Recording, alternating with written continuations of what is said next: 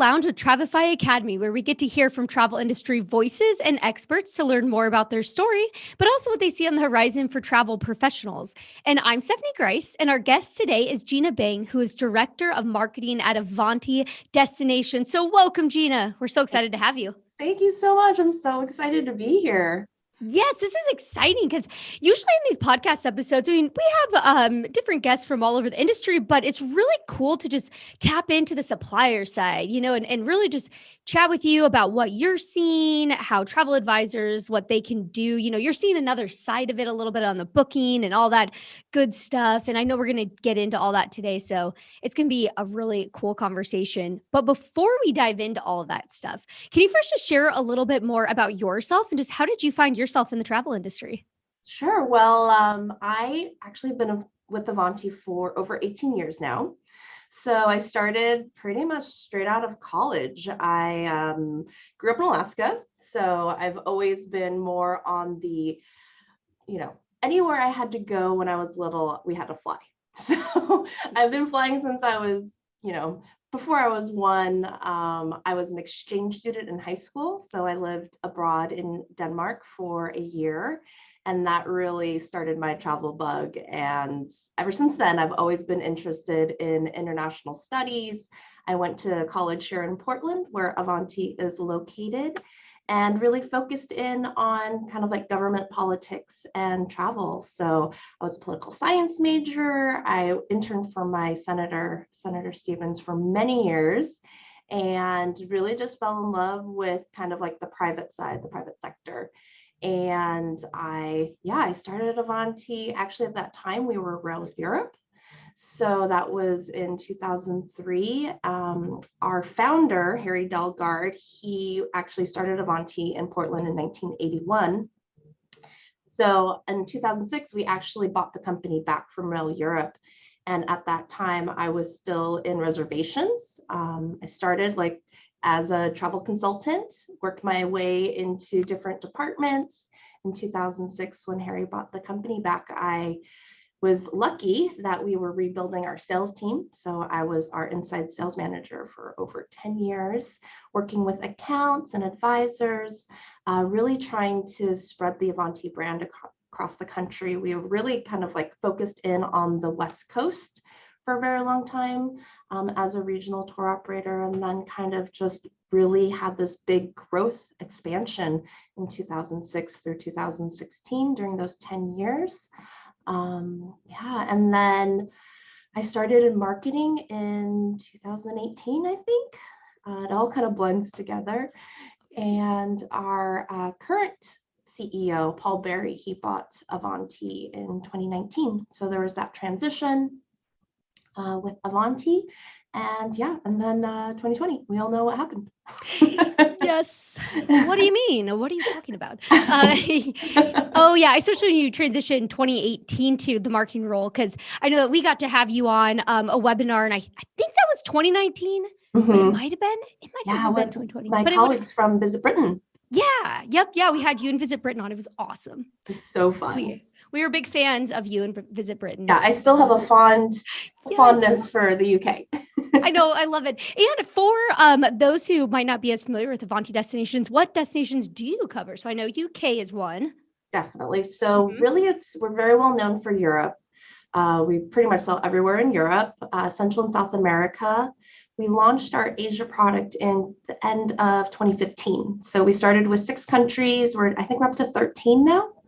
And then most recently, we just started last year selling the Middle East and North Africa as a new region.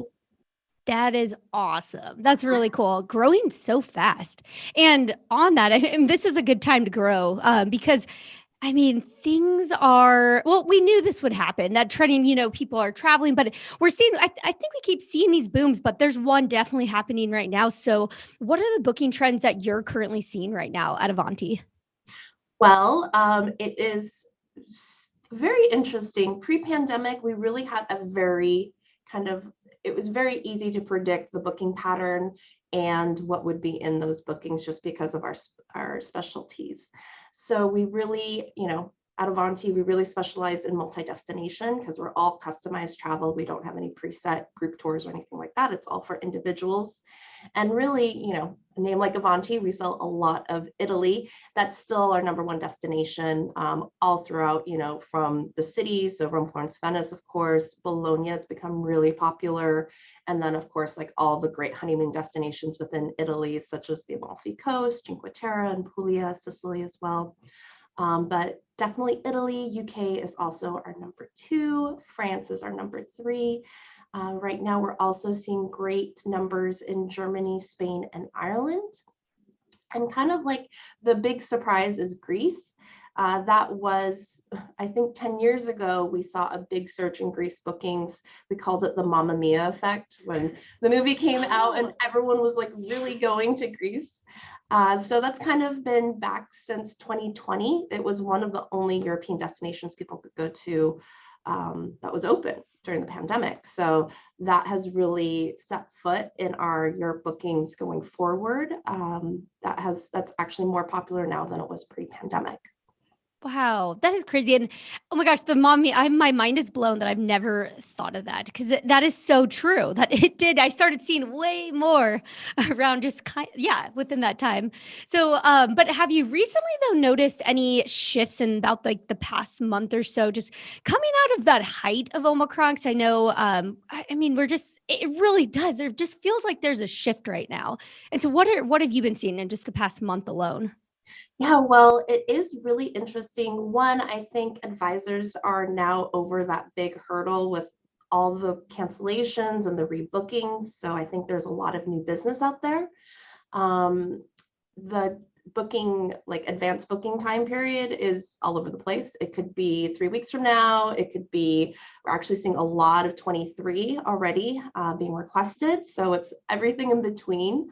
A lot of course, now is pre and post, since a lot of those cruises are being repositioned or now confirmed, which is great.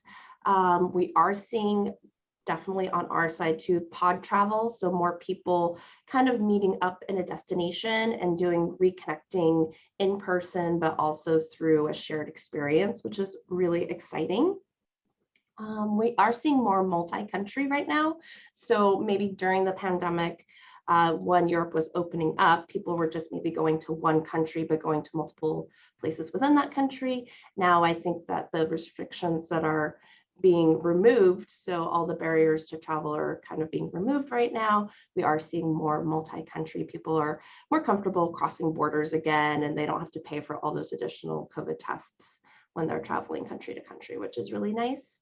The airlines, they are, I think, getting a little bit better about schedule changes and cancellations. We still are seeing a lot of changes, which anyone managing PNRs right now, I'm sure they're pulling their hair out. So let us handle that for you. We have a great air ticketing team.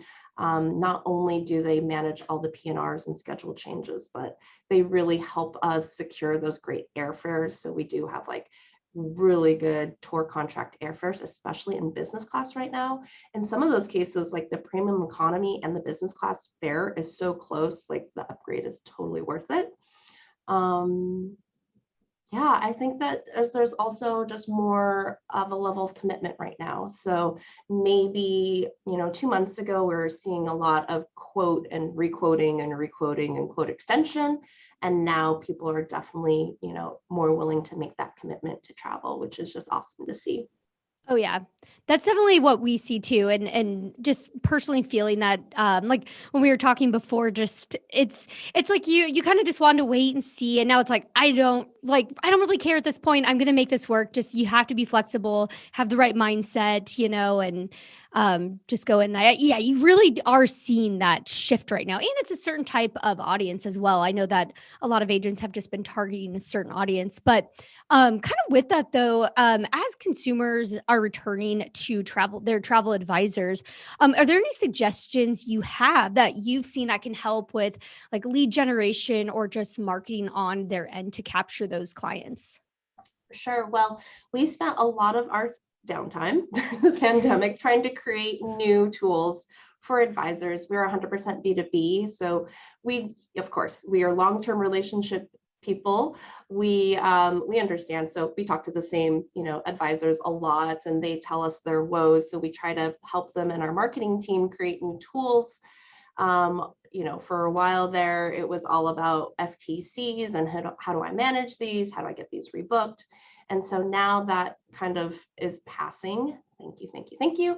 And we can finally move on with our lives and look at the future. We have things that we've created. So one of the things is our online itinerary proposal. So oftentimes we hear that, an advisor, especially now, they, in the media, there's all these stories about people going back to advisors, but maybe they don't know how to work with an advisor. So we have little campaigns where we like to educate consumers. So create marketing pieces that the advisor can either post on their social, kind of these ready-made marketing toolkits that they can take the content and just easily repost it. We know that there's a lot of people that are not just selling travel, but they're their own marketing agency, their own accounting agency, and they have to do and manage all these different kinds of tasks. And oftentimes marketing is pushed to the very bottom because if you're not comfortable doing it, it's really hard to get that into your routine. So we try to make it really easy and just create some like ready-made pieces. So we have a whole bunch of different tactics. So we have this online itinerary generator. So it's so fast. I almost can't believe how fast it is. But then I remember the 2 years where I was inputting all of this content for the algorithm to work correctly. But basically, you can go on to our site and just put in the destinations and the durations for each place. So if you have London, Paris, Rome, you just put those 3 destinations in, you put in the durations, you click create, and it will literally give you a complete itinerary within just a few seconds. So we've already gone through all of our recommendations. We always want to start off the trip with that seamless confidence. So we always include that private arrival transfer to take the clients from the airport or rail station or even a cruise pier to the hotel. We have, I think the baseline is a 4-star hotel, but you can of course modify it from there. So we'll put in one of our recommendations. We'll have different sightseeing excursions. So we have actually themes built in. So if you have foodie clients, you can click that box, or people that are really interested in soft adventure or history, you can just tick off these boxes and it will automatically include those kinds of experiences in there. So it's literally, if you have someone that you've never worked with before and they're like, okay, what are some options you have? I'm thinking of, Europe, but also maybe something like a cruise option. So at least on the Avanti side, we can help you put that together. And actually just last week, we added a new component to that. So we have a box where you can check and it automatically includes the international airfare. So all you have to do is put in the date and the departure city from the US, and it will give you a price. So if someone's looking at an itinerary and they're like, oh, I'm thinking of going in April or October. So you can just flip the dates, push off 2 itineraries, and you don't even need names for that. So that's one way that we really try to streamline that whole workflow. FITs, a lot of one of my previous colleagues, she said, what do you think FIT stands for? And I said, oh, it's fully independent travel. Some people call it flexible independent travel. She's like, in my world, it's find it tedious because you have to keep piecemealing all these things together. And sometimes it's very cumbersome, especially if you don't have the right technology or if you're using multiple suppliers. It can be quite the challenge putting that all together. So so we really focused in on how do we kind of bring in the experience of talking to one of our really knowledgeable travel consultants and online resources. We know that there's sometimes a gap between technology and actual workflow. So we've really tested it out ourselves, and it is just like a very powerful tool. I think it's great for new clients if you're trying to also do lead generation. So maybe, you've already asked your network for a referral or you've gone down that route and you haven't gotten much bites, another way to like at least passively get new leads is to create some inspirational itineraries. So one of the things that I've talked to quite a few advisors about is, you know, what have you been doing in your off time? And a lot of advisors have told me that they've, you know, taken the time to really up their education. So attending webinars, becoming destination specialists, maybe getting their honeymoon, you know, specialist up and running. So I think these itineraries are also a great way of demonstrating your expertise. So if you did just finish a destination expert program, like for Italy, for example, you can go into our itinerary planner and say like, okay, 2 weeks in Italy, this is how you see the whole country. Or if you're just focused in on Northern Italy, this is what I would recommend. Or if you're a honeymooner, I would recommend, you know, the Amalfi Coast. If you're really into art, this is my lens of, you know, how you really explore Florence and the surroundings, and getting much deeper into the content and the itinerary suggestion. But our itineraries, they do stay active for a minimum of 6 months. So if you create one and you want to post it on your social channel, or maybe you have a profile out there somewhere through your host agency, or you have a website, that's a great way to say, you know, here are my top 5 recommendations for Italy, and this is why.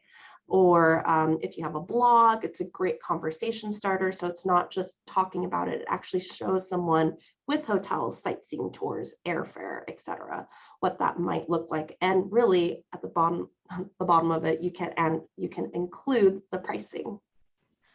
That is so cool. Oh my gosh. After this, after we chat, I just want to go on there and play with it. Yes. That sounds so awesome.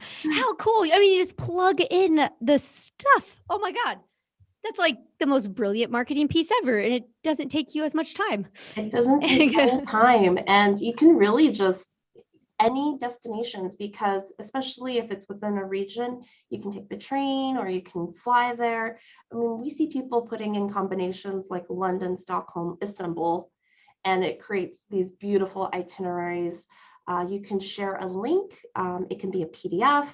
There's co-branding available as well. So that's another thing that we really worked on during the pandemic, is like, how do we put advisors front and center? We know that they're going to have a lot to deal with post-pandemic. There's going to be a lot of questions that they're going to handle. The last thing that they need to think of is like, how do I get my logo onto this PDF? So we have a way where you can co-brand all of the Avanti documents. So it's more like, you know, maybe like ABC Travel powered by Avanti Destinations. So your logo is front and center. All of your contact information is there. We also have so many different e-brochures. So we work with a bunch of different destinations that we sell. And it's just super fun, one, for my marketing team, but also just to like talk about destinations in a different way. I think sometimes people just go to the main cities and they kind of leave out the countryside or off the beaten path destinations. You know, a lot of the unfortunate part about Americans traveling is that we are time poor. So we go far distances in a short amount of time. So we try to cram everything together. And really what we're trying to show is that, you know, there are other options out there that are just like spectacular, especially if people are still concerned about, you know, things like social distancing, or maybe they live in a city in the US and they just want to get out and be free and see some beautiful nature and really like be hands-on with certain activities. We have all of those kind of listed out in our e-brochures. So a lot of them talk about, you know, seasonality, best places to visit, why you should go, different kind of thematic travel, how to combine it together into an itinerary. We have a lot of recommendations for properties. That's always tricky because now post-pandemic, you know, some properties are still closed because they've gotten big sums of investment. So they're doing big refurbs that take multiple years. So just knowing what is even available right now can be a challenge. So we just try to take all the guesswork out, really kind of limit the options. We know that like when someone goes online and they look up, oh, like, what are the Roma hotels like? And they get thousands of results. We really don't like doing that. We really try to curate into, you know, maybe 5 to 6 different options because it gets overwhelming. And we really like the partners that we have in Europe and all the different destinations that we sell. A lot of the companies that we've worked with have been since day one. So like there's several companies that we've worked with since 1981. And we have long-term relationships with those hotels as well, where when they receive an Avanti guest, they really are given that red carpet treatment. And people have, like, at least on the hotel side, they really have a respect for the Avanti traveler, because they're not the typical brash tourists. They really are looking for the local experience, a hotel that's family owned, more boutique style, that really encapsulate that place that they're in. Yeah, that's awesome. That's exactly what I was just thinking, is since Avanti's been around since 1981, there's definitely a lot of partnerships that have just been there for a long time, and a lot of time to find the right partnerships too. So that is awesome. And I'll include this in our article or in on academy.trafi.com, but where would people listening to go to get, signed up and be able to do those itineraries? Yeah, so we do have a consumer-facing site, avantidestinations.com. That is just informational. You can't book anything there, but right from there, you'll find the agent login. You can also go to book.avantidestinations.com. And if you're not registered with Avanti yet, right there on that login screen, you'll find the links to register. That's awesome. Oh, it's so cool. I'm telling you, I'm just going to go on here after and I'm going to play around. I'm going to try to find my way on. Not an agent, but I'm going to try to figure it out. I'll go in there and look around. But another kind of a last parting question is just, what do you see on the horizon for, okay, I always ask this to people, and I know we don't have a magic ball here, magic crystal ball, but what do you see on the horizon for travel, just in the rest of this year into early 2023, but especially for Avanti and the agents you're talking to? Sure. Well, I think it's just going to keep improving. So right now, I would say half of Europe pretty much has dropped all of their COVID testing requirements to enter the country, as long as you're vaccinated. So that's going to definitely put the line in the sand for travelers, on the vaccination status. There still are, of course, ways of getting into those countries. You just have to do the testing and follow all of the rules. There's still a lot of countries closed. So especially like in Asia, I think we only have 2 right now that are officially open. So we have Singapore and some areas of Thailand. So I think more and more that's going to open up. We are also looking at new destinations. So a little bit south of Asia, like Australia, South Pacific area. So more on that later. But I think it is going to be a lot of celebratory travel. So people that have maybe delayed their honeymoons, anniversaries, significant birthdays, they want to get out and they want to stay longer. So I think we're going to also see longer trips. So right now, one of the trends we're seeing is, maybe prior to the pandemic, people were going for 1 to 2 weeks. Right now, we really are seeing that 2-week minimum out on the land portion. And a lot of that is combined with cruising, like longer cruises. So people are getting out and they're staying out for like 5 to 6 weeks, which is just awesome to see. I think there is going to be a lot of the reunion kind of trips. So like people that haven't seen each other and want to have that shared experience, they're going to be booking together. So maybe larger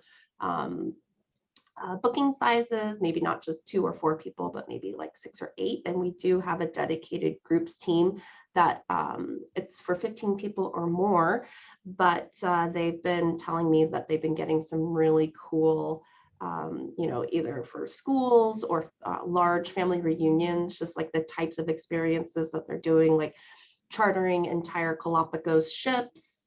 They are doing crazy kind of sporting things, like going to all these different mountains in the Alps and skiing together. So all those fun activities.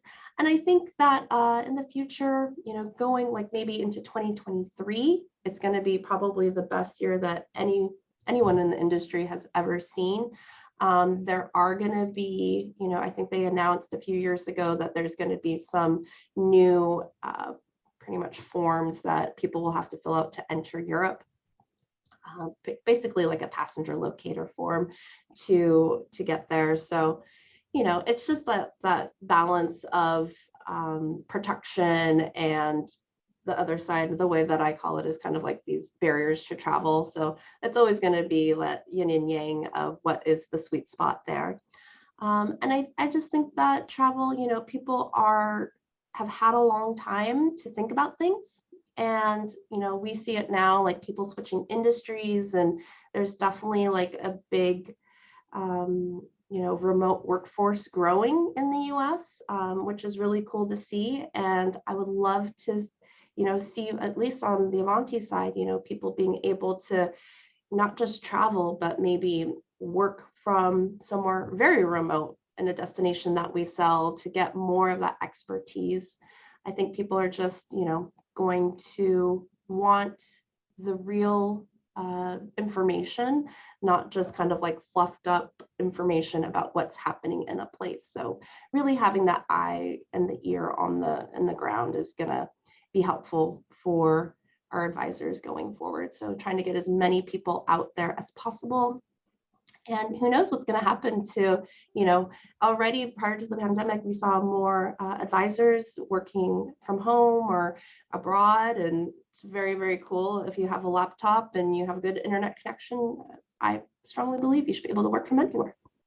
Agreed. Yeah. Isn't that crazy how just over the past couple years, just the pandemic, that shift, that change, it is so nuts. And the other thing is that we're also hearing that there's a lot of new advisors entering in as well, with a lot of different host agencies and organizations saying that they're starting to see huge, just because there's that entrepreneurial, side of things, that people want to do their own thing. And it's just incredible to see. So really interesting. We've been hiring. So we just onboarded two new training classes, and we're hiring to prep for 2023. We know it's just going to keep the business, and the volume is just going to keep increasing, which is really great to see. Like, it's the best kind of being busy feeling that I felt in a long time. And we are seeing people transition from some from healthcare. I think there's a lot of burnout in healthcare that they're moving to travel, and people that are looking to really prioritize themselves. So if you're passionate about travel, if you're curious about the world, I think it's a great industry to get into. There's so many resources now about getting into the travel industry. And I think that, that's probably going to be the next trend in the travel industry, is how do we support and mentor these newbies into the industry? And also the technology side, how do we develop more tools and more, even automations to help us with, maybe it's, the lead generation, or the follow-up part. That's always, because travel is high touch because it's so personal with your clientele. Some of that stuff is it can be kind of tiresome, though, because it's very repetitive, the action is. And on the supplier side, I know that there's a little bit of a delay since we're B2B, there's a little bit of that delay from the exact consumer demand, because the agent is working with the consumer one-on-one, and then they're developing this whole idea of their vacation. And then once it's finally on that next stage where they're ready to get the pricing or submit the names, then they contact a supplier like Avanti to talk about, like, what are the options, what do you have available, what are the dates, how do we make this really special for the client? So that is a lot of different parts of your brain that you're using. And like, maybe there's better and easier ways to develop that process. Maybe it doesn't have to be the traditional way anymore. I think that that's probably the most exciting thing that we've seen, is just there are different ways of skinning the cat. And just gathering information sometimes can be very difficult. For example, we require passport names, date of birth, and a contact phone number for every single person that we quote, because most of it includes the airlines. And every time the airline creates another entry field for us, we have to collect it, or else the PNRs could be canceled. So just like being aware of like what's happening in all the different fields of travel, and just, I think, also being very empathetic and compassionate, that people are they expect certain things like pre-pandemic, like response times. We used to have incredibly fast response times, but now we have still like newer staff on the team, and there's so many more questions. So it's just, it's not all product driven. It's a lot of, advisors coming to us wanting to make sure that their clients are in the best hands and that they do have a partner in travel that will support them, not just in the quoting and the booking, but like when their clients are actually there, and also trying to close that feedback loop with them. So getting the review, getting that referral, getting that next booking from the customer is always equally important as well. And definitely don't want to forget those steps as much as it's busy on the front end, just like always closing the loop and doing the follow-up. And that just shows, especially for a new client, how professional you are and how much you care. And I think that's one thing about the travel industry that I've always felt strongly about is, we all really care about what we're doing, and we all want everyone to have the best time and the best experience. No one's in it to like make sure, to have it any other way. So it's the funnest part is the actual travel, the experience, and of course the people. Yeah, no, and that's what we've been saying this whole time too, the past couple of years, is just that if anyone didn't realize the value of a travel agent, they do now, and it's so important. And that's definitely, I mean, people are going to see, that one-on-one connection that not only helps them build a trip that people always kind of might have known was there, but it's also when you're actually there, something happens, a country changes some rule, and, and how are you supposed to know how to do that? And so you need that contact on the other end. So right. Really important. I know. Very important. And I think the other fun thing, since everyone's been at home, they've been watching a ton of content, either like on YouTube or Netflix or whatever the platform is. And that also gets my mind going about like, okay, like I watch a ton of like Planet Earth or travel shows, or, even like Emily in Paris.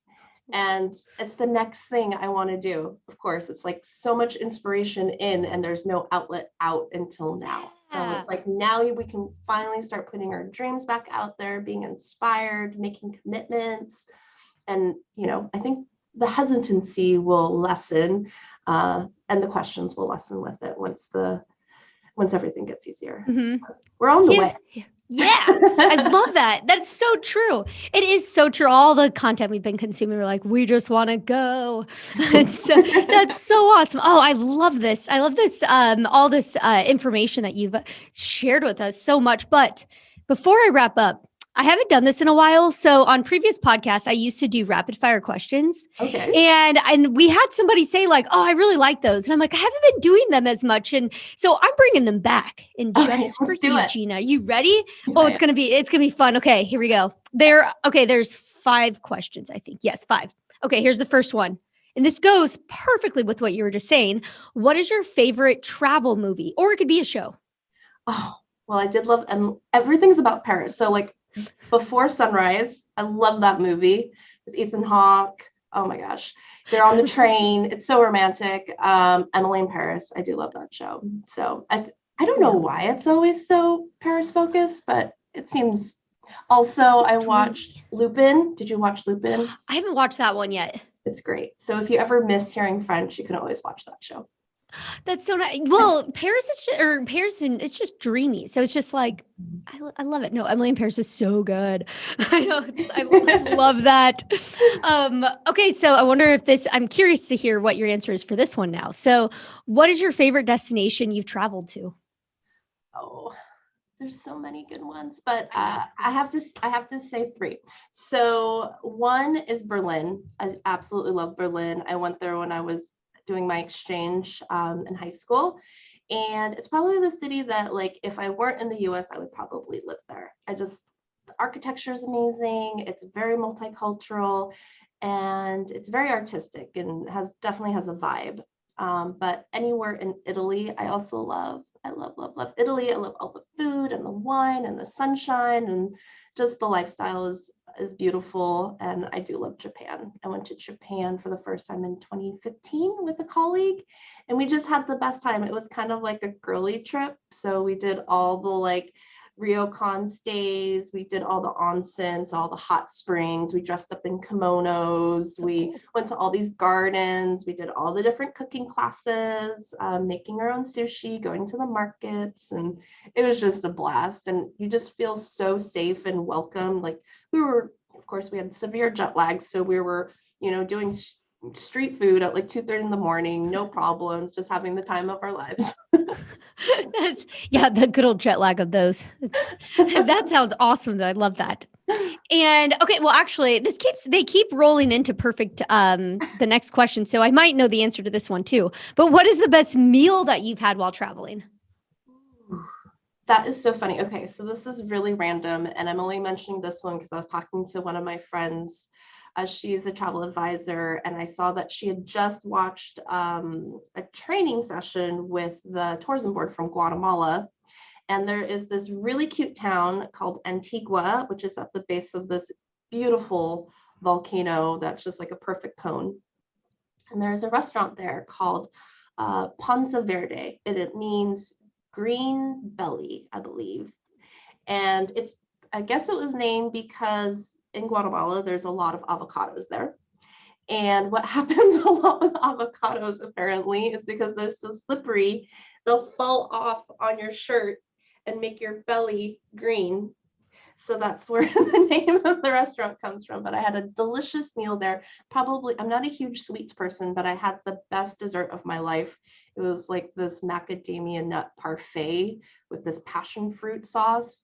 I still remember it. And I remember I was there for a sales meeting. One of my colleagues took a bite of it. And after I tasted it, I was very regretful that I didn't have that one bite left. I really wanted that back. I need this again. That is so funny. The green belly. I was definitely thinking like it would be like salad or something, like in Right? yeah, that's interesting. Like, oh man, must be good avocados. So good. They have to be so good. um, so another one here is what is the best book or article that you've read lately? And it doesn't have to be travel related if there's something else. I was actually just reading one this morning, kind of to go back to the topic in the Atlantic, and it's about basically work from home and what is changing in the American kind of like work from home situation.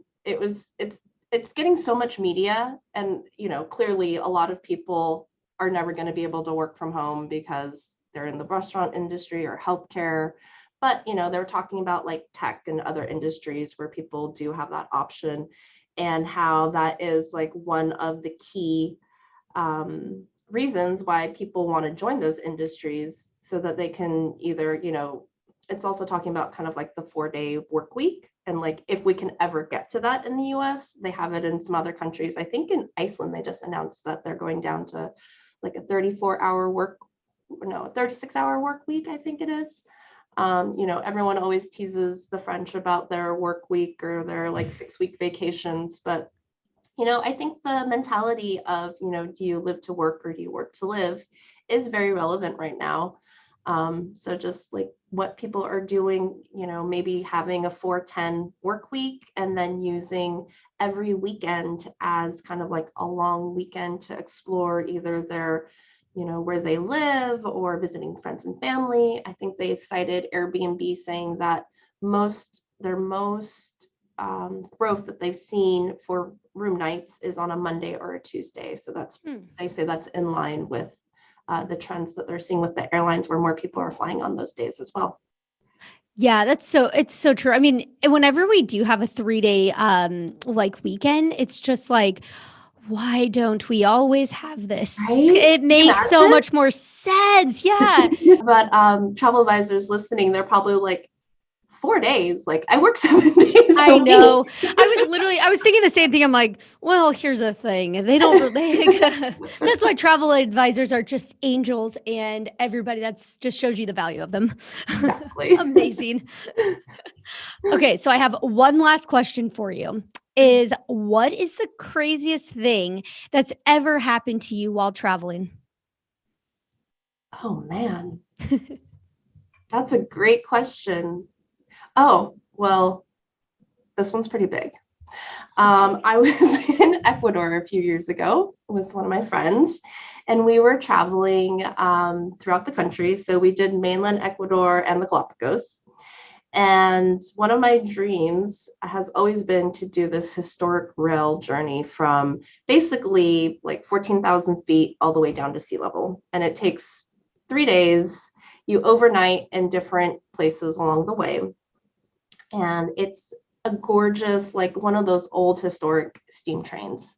And it's super, I mean, like everything is like white linen, butler service, domed plate meal service. They have a full bar. They have this beautiful observation deck. And so I think it was on day 2, we're going through this mountain village, and one of our guides says, "Oh, you should stand on the observation deck right now because I actually am from this town, and I know that when we cross it, there's this big bridge, and you can see the entire train going along the bridge, right? And so if you stand in the back, you can see all the arc, and then you can see the entire town, and it's beautiful, beautiful, a beautiful view." So we're standing there, and we're getting all excited, and she's getting excited for us, and I have my camera out, and all of a sudden, like, I am literally on the ground. Like, I am laying on the ground, and I have no idea what's happening. So I look up, and everyone's on the ground. We had there was like this rock that we had overturned that got onto the railway that actually derailed the observation car that my friend and I were in.